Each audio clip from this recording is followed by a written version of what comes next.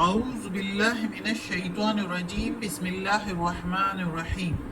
سب video دیکھنے اور سننے والوں کو السلام علیکم۔ ہمارے چینل کے پیارے ویورز، آج ہم تلاوت کریں گے سورہ انفال کی آیت نمبر 5، 6 اور 7، یعنی کہ آیت نمبر 5، 6 اینڈ 7 انشاءاللہ تلاوت کریں گے ترجمہ کے ساتھ اور تفسیر کے ساتھ۔ تو چلیں شروع کرتے ہیں آج کا سبق، لیکن شروع کرنے سے پہلے چینل کو سبسکرائب کریں، بیل نوٹیفیکیشن کو آن کریں تاکہ اگلی ویڈیو آپ کو آسانی سے ملتی رہے، اور ہو سکے تو شیئر بھی کریں تاکہ زیادہ سے زیادہ لوگ دیکھیں، آپ کو بھی ثواب ملے اور مجھے بھی۔ تو چلیں اب شروع کرتے ہیں آج کا سبق۔ اعوذ باللہ من الشیطان الرجیم بسم اللہ الرحمن الرحیم۔ کما اخرجک، کما جیسے کہ، اخرجک نکالا تجھ کو، ربک تیرے رب نے، رب کو تیرے، من سے، بیتک تیرے گھر سے، بالحق حق کام کے لیے، وَإِنَّ اور بے شک، فریقاً ایک جماعت، فریقاً من المؤمنین ایک جماعت مومنوں میں سے، اہل ایمان میں سے، لکارہون راضی نہیں تھی۔ اب یہ وہی جنگ بدر کا قصہ چلا آ رہا ہے کہ اللہ تعالیٰ کہتا ہے کہ میں نے تم کو تیرے گھر سے نکالا حق کام کے لیے، یعنی کہ جنگ کے لیے، لڑائی کے لیے مشرکین سے، لیکن ایک جماعت جو مومنوں کی تھی وہ راضی نہیں تھی۔ وہ جس طرح میں نے کل پچھلے سبق میں بتایا تھا کہ مسلمان جو ہے وہ گھر سے نکلے تھے، ابو سفیان کا ایک قافلہ جو ہے وہ شام سے واپسی پر آ رہا تھا، اور اس کے پاس کافی 1000 اونٹ اور 50,000 دینار کا مال تھا۔ تو وہ جو ہے مسلمان اس پر حملہ کرنا چاہتے تھے اور اپنی مالی حالت مضبوط کرنا چاہتے تھے اور مشرکین کی کمزور کرنا چاہتے تھے، مشرکین مکہ کی۔ تو اس خیال سے وہ گھر سے نکلے تھے۔ تو اللہ تعالیٰ کہتا ہے کہ میں نے تم لوگوں کو نکالا تیرے گھر سے حق کام کے لیے۔ جب وہ نکلے قافلے پر حملہ کرنے کے لیے، قافلے کے محافظ تھے، 40-50 تک محافظ تھے، روایات میں ہے کہ 40-50 تک محافظ تھے، جبکہ مسلمانوں کا لشکر جو تھا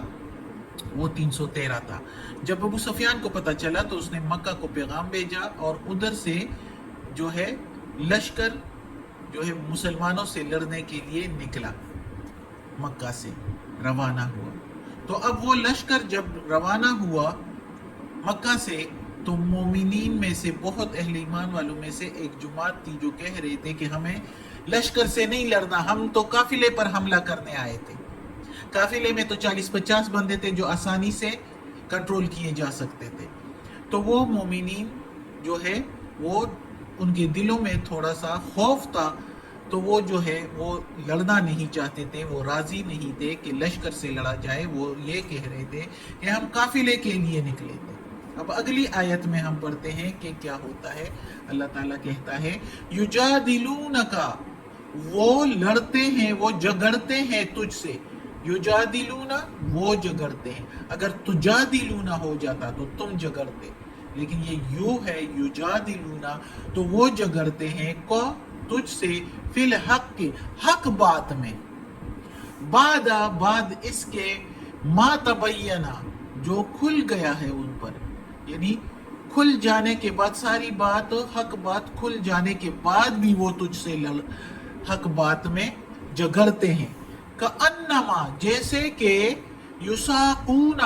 وہ گھسیٹے جا رہے ہیں، وہ کھانکے جا رہے ہیں، الی الموت طرف موت کے، وہم ینظرون اور وہ دیکھ رہے ہیں، یعنی وہ سامنے سے دیکھ رہے ہیں کہ وہ موت کی طرف گھسیٹے جا رہے ہیں، وہ اتنا ڈر رہے ہیں۔ اب اس آیت میں اللہ تعالیٰ کہتا ہے کہ یہ دو لشکر، یعنی ایک تو لشکر تھا اور ایک قافلہ تھا، دو جماعتیں تھی، دو مشرکین کے، ایک ابو سفیان کی سرپرستی میں قافلہ تھا جو شام سے مکہ جا رہا تھا، واپسی پر تھا، ان پر حملہ کرنا تھا اور ان کا مال لے لینا تھا، لوٹ لینا تھا۔ مسلمانوں نے اپنی حالت مضبوط کرنی تھی، اور دوسری طرف جو ہے وہ مشرکین مکہ کا لشکر تھا جو قافلے کی حفاظت کے لیے آ رہا تھا، مومنوں سے لڑنے کے لیے مسلمانوں سے، اور وہ 1000 کا لشکر تھا جبکہ مسلمان 313 تھے، اور وہ جو تھے سارے بڑے بڑے سردار اور بڑے بڑے جنگجوز میں شامل تھے۔ ابو جہل کی سرپرستی میں یہ لشکر تھا جو مسلمانوں سے لڑنے آ رہا تھا۔ اب ابو جہل کی سرپرستی میں جب سنا مسلمانوں نے، تو مسلمانوں کی ایک جماعت تھی جو کہ وہ گھبرا گئی، ان پر خیبت اور خوف طاری ہو گیا، اور وہ ایسے ڈرے ہوئے تھے کہ جیسے موت کے منہ میں گھسیٹے جا رہے ہو ابو جہل کے لشکر سے۔ حالانکہ اللہ تعالیٰ کہتا ہے کہ میں نے حق بات ان پر کھول دی تھی، ان کو بتا دیا تھا، ان کو مطمئن کر دیا تھا کہ فتح تم کو ہی ملے گی، غالب تم لوگ آؤ گے مشرکین پر، ڈرو نہیں، سکون سے تم صرف حملے کے لیے جاؤ، فتح دینا میرا کام ہے۔ اللہ تعالیٰ نے سکون کے ساتھ سب کچھ مطمئن کر دیا اور کھول دیا ان پر سارا راز مسلمانوں پر کہ تمہیں کچھ بھی نہیں ہوگا، جاؤ لڑنے کے لیے۔ لیکن پھر بھی کچھ مسلمان تھے جو کہ نئے شاید مسلمان تھے جو کہ تھوڑے سے ڈر رہے تھے، پھر بھی ابو جہل کا نام سن کے، کیونکہ ابو جہل بہت سخت سردار تھا مکہ کا، جس کی وجہ سے، اور جو مسلمان ہوئے تھے تو مکہ میں ان کو بہت تنگ کیا تھا، تو وہ ابو جہل تھا ابو جہل نے محمد صلی اللہ علیہ وآلہ وسلم کے ساتھ بھی بہت بدتمیزیاں اور بہت جو ہے تنگ کیا تھا محمد صلی اللہ علیہ وآلہ وسلم کو۔ لیکن اللہ تعالیٰ کہتا ہے کہ جب میں نے کہا، ظاہر ہے جس کے ساتھ اللہ ہو اس کا کوئی مقابلہ نہیں کر سکتا، اور جب مسلمان جو ہے وہ ایمان لے آئے ہیں تو ان کو اللہ پر بھروسہ کرنا چاہیے۔ تو اس لیے اللہ تعالیٰ نے کہا کہ حق بات تم پر کھل گئی ہے، تو پھر کیوں تم ڈرتے ہو؟ تم ایسے سمجھ رہے ہو کہ جیسے موت کے منہ میں ہانکے جا رہے ہو۔ یہ اب اللہ تعالیٰ مسلمانوں کو کہہ رہا ہے، مزید ان کو تسلی دے رہا ہے کہ ڈرو نہیں۔ اور اس طرح اللہ تعالیٰ یہ بھی کہہ رہا ہے کہ اب جب غنیمت، پہلی آیت میں اس صورت کے ہم نے پڑھا کہ غنیمت کے مال پر سارے کہہ رہے تھے، کوئی گروہ کہتا تھا کہ ہمارا حق بنتا ہے، جو آگے کے تھے، جو پیچھے کے تھے وہ کہہ رہا تھا ہمارا حق بن رہا ہے، اور جو محمد صلی اللہ علیہ وآلہ وسلم کی حفاظت کے لیے تھے وہ کہہ رہے تھے ہمارا حق بنتا ہے، اور جو کافرین کو بھگا کے ان کا پیچھا کر کے دور تک گئے تھے، کافروں کا پیچھا کر کے، تو وہ کہہ رہے تھے سارا حق ہمارا بنتا ہے، برابر کا حق ہمارا بنتا ہے۔ تو ان سب کو اللہ تعالیٰ کہہ رہا ہے کہ تم لوگ تو راضی بھی نہیں تھے اس لشکر سے لڑائی کے لیے، تو اب غنیمت کا مال کس کا بنتا ہے؟ اللہ تعالیٰ نے مدد کی، اللہ تعالیٰ کی مدد سے سب کچھ تم لوگوں کو ملا ہے۔ تو اس لیے اس پر حق بھی اللہ کا ہے اور اللہ کے رسول کا ہے، اور اللہ کا رسول جس طریقے سے چاہے تو اس کو ڈسٹریبیوٹ کرے، اس کو بانٹ لے آپس میں، اور یا اس کو اس طرح استعمال کریں جس طرح اللہ کا رسول کہے گا۔ تو اس آیتوں کا مطلب بھی یہ ہے کہ اللہ تعالیٰ بتا رہا ہے، ایک تو ان کو تسلی دی، سکون دیا کہ مطمئن ہو جاؤ لڑائی کے لیے اور ڈرو نہیں، اور دوسری یہ بات کہ غنیمت کا مال جو ہے دیکھو سارا کچھ اللہ ہی نے کیا، تسلی اللہ نے دی، گھر سے نکالا تم لوگوں کو اللہ نے کہ لڑائی کے لیے تیار ہو جاؤ۔ تو اب مال، غنیمت کے مال پر بھی حق اللہ ہی کا بنتا ہے۔ اب اگلی آیت ہے، اس میں پڑھتے ہیں وَإِذَا، اور جب يَعِدُكُمُ اللَّهُ، وعدہ دیا تم کو اللہ نے، اِحْدَى الطَّائِفَتَيْنِ، کہ دونوں جماعتوں میں سے ایک، اِحْدَى ایک، طائفتین دونوں جماعتوں میں سے، یعنی ایک قافلہ ابو سفیان کی سرپرستی میں اور ایک لشکر ابو جہل کی سرپرستی میں، دونوں جماعتوں میں سے ایک، انہا لکم، بے شک وہ تمہارے لیے ہے، یا وہ تمہارے ہاتھ لگے گی، ایک جماعت تمہارے ہاتھ لگے گی، اللہ کا وعدہ۔ اب دیکھو مطمئن کر دیا مزید کہ ڈرو نہیں لڑائی سے، لشکر کے ساتھ ایک جماعت تمہارے ہاتھ لگے گی، ضرور ہی ضرور لگے گی، اللہ کا وعدہ۔ وَتَوَدُّونَ اور تم چاہتے ہو اَنَّا غَيْرَ ذَاتِ الشَّوْكَةِ کہ بغیر کانٹے کے تَكُونُ لَكُمْ ہو جائے تمہارے لیے، بغیر کانٹا چبھے یا لگے وہ ہو جائے تمہارے لیے، یعنی وہ لشکر تمہارے ہاتھوں لگ جائے اور غنیمت کا مال بھی مل جائے، سارا کچھ مل جائے. تو ایسے تو اللہ تعالیٰ کہتا ہے نہیں ہوتا، تم چاہتے ہو کہ بغیر کانٹا چبھے تمہیں مل جائے. وَيُرِيدُ اللَّهُ اور چاہتا ہے اللہ أَن يُحِقَّ الْحَقَّ کہ سچ کو سچا کر دے، سچ کو سچا کر دے. بِكَلِمَاتِهِ اپنے حکم سے، بے ساتھ کلماتی بات یا حکم، ہی اس کے یعنی اللہ کے، اپنے اللہ کے اپنے حکم کے ساتھ سچ کو سچ ثابت کر دے.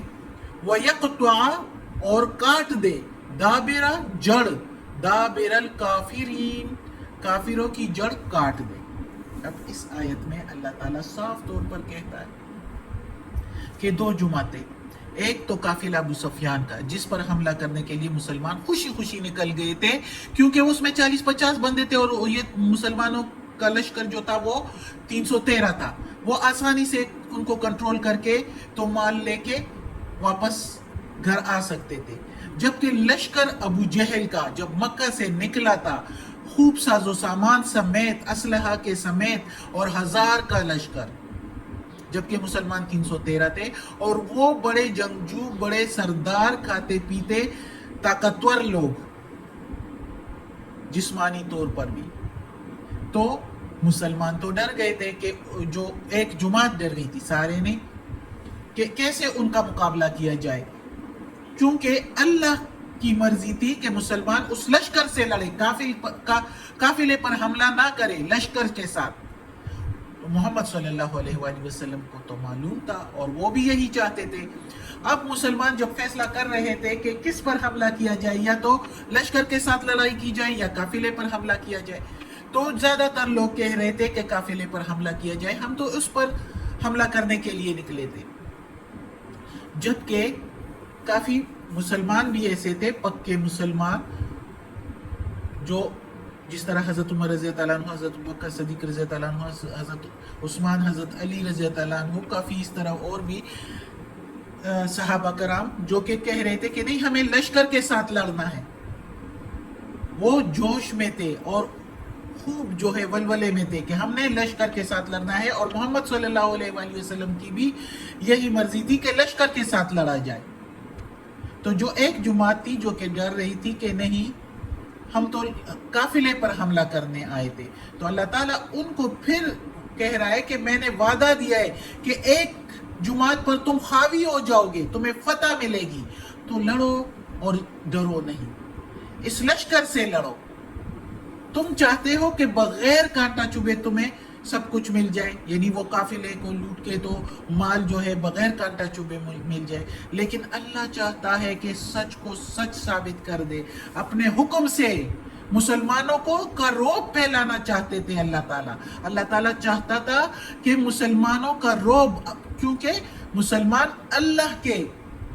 احکامات پر چلنے والے تھے، صاحب ایمان تھے، تو اللہ تعالیٰ ان کا روب ڈالنا چاہتا تھا دنیا والوں پر،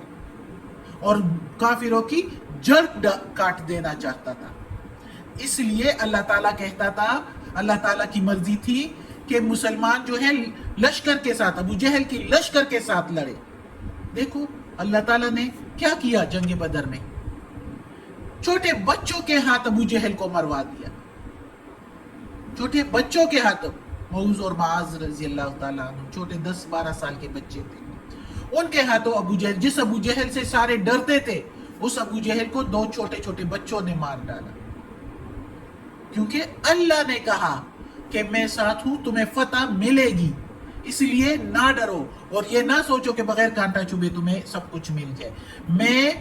اللہ تعالیٰ کہتا ہے میں تم لوگوں کا رعب ڈالنا چاہتا ہوں سب لوگوں پر، اور کافروں کی جڑ کاٹ دینا چاہتا ہوں. اللہ تعالیٰ نے اپنے فرشتوں کے ذریعے مسلمانوں کی مدد کی. آگے ہم پڑھیں گے انشاءاللہ. صدق اللہ العظیم. آج کا سبق ختم ہوتا ہے. اللہ ہمیں توفیق دے اس قرآن مجید کا ترجمہ مکمل کرنے کی اور اس پر عمل کرنے کی توفیق دے. صدق اللہ العظیم. یا پروردگار یا رب العالمین یا مالک یوم الدین یا علی کل شیء قدیر، یا اللہ ہمیں اپنے نیک و صالح لوگوں میں شامل کر دے، اور یہ قرآن مجید کی تلاوت کی، اس کے ترجمہ تفسیر میں، اس کے تلاوت میں، اس کے تلفظ میں، اس کے زیر زبر پیش میں کوئی غلطی ہوئی ہو تو یا اللہ معاف کر دینا۔ یا اللہ یہ عربی زبان ہماری زبان نہیں ہے، تو جانتا ہے، یا اللہ اس میں ہم سے اگر غلطی ہو جائے تو ہمیں معاف کر دینا، اور ہمیں عافیت والے معاملات دے، ہماری بیماریاں، تکالیف، پریشانی اور برائیاں ہم سے دور کر دیں، اور یا اللہ ہمیں دوزخ کے عذاب سے بچا، قبر کی سختی اور وقت نزاع کی سختی آسان فرما، جنت فردوس میں جگہ عطا فرما، ہمارے والدین کے سمیت، ہماری اولاد کے سمیت، ہمارے گھر والوں کے سمیت، ہمارے رشتہ داروں کے سمیت، کل مومن مسلمانوں کے سمیت، آمین۔